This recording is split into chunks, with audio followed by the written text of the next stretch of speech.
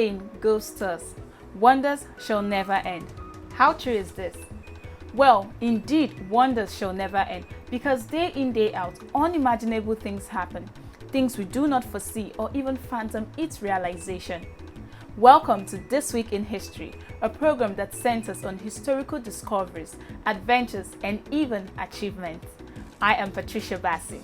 On this episode of the program, it promises to be educating and fact-finding as usual.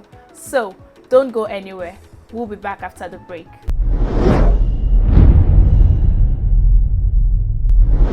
February 4, 1822, three American blacks settled in Liberia, West Africa. The first group of colonists landed in Liberia and founded Monrovia, the colony's capital city, named in honor of President James Monroe.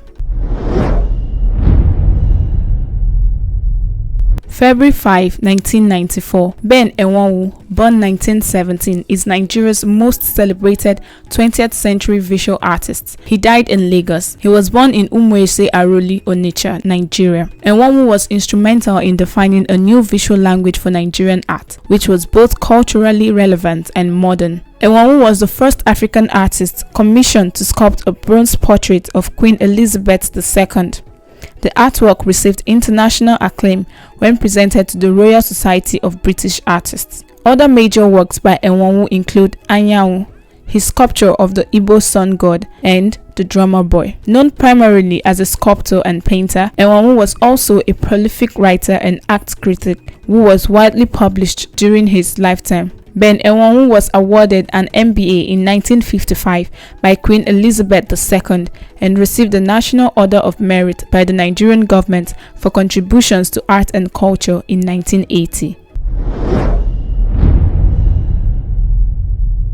February 6, 1899, Treaty of Paris was ratified. After heated debate, United States Congress approved the Treaty of Paris on February 6, 1899 by a two-thirds margin. The following day, President McKinley signed the treaty, and the United States officially controlled Spain's former colonies. With the Treaty of Paris, the United States emerged as an imperial power.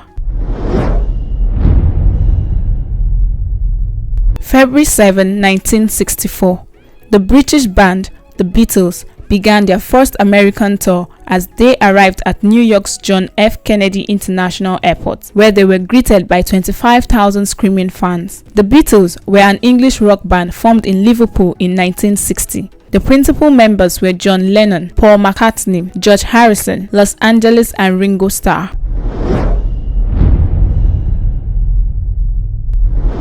February 8, 1587. After 19 years of imprisonment, Mary, Queen of Scots, is beheaded at Fotheringhay Castle in England for her complicity in a plot to murder Queen Elizabeth I. In 1542, while just 6 days old, Mary ascended to the Scottish throne upon the death of her father, King James V. Her mother sent her to be raised in the French court, and in 1558, she married the French Dauphin, who became King Francis II of France in 1559, but died the following year. After Francis' death, Mary returned to Scotland to assume her designated role as the country's monarch.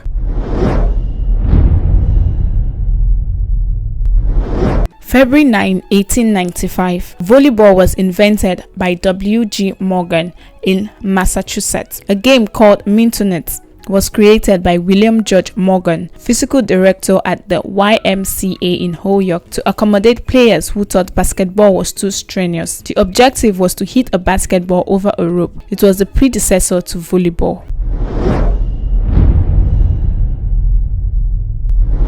February 9, 2005, an explosion ripped through a mine in a coal-rich region of Siberia, killing at least 18 workers and leaving 8 missing. February 9, 2009, in Beijing, China, the tower of a nearly completed skyscraper was destroyed by a fire believed to have been ignited by a fireworks display, marking the end of the Lunar New Year celebrations. It was part of the new headquarters for China's Central Television. In 2010, a Beijing court sentenced 20 people to up to 7 years in prison over the deadly fire at CCTV's iconic headquarters.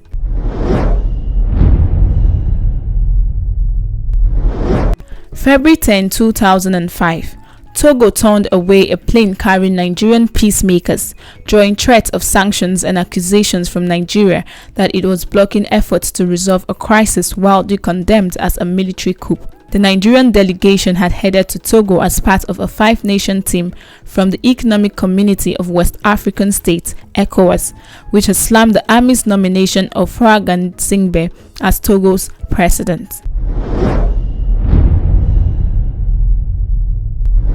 So guys, I believe you agree with me that indeed wonders shall never end because new things keep evolving.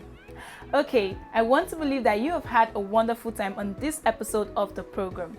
Don't forget to like, drop your comment, and if you're yet to subscribe to this channel, please do so. It's still This Week in History right here on Flip TV, and I am Patricia Bassi.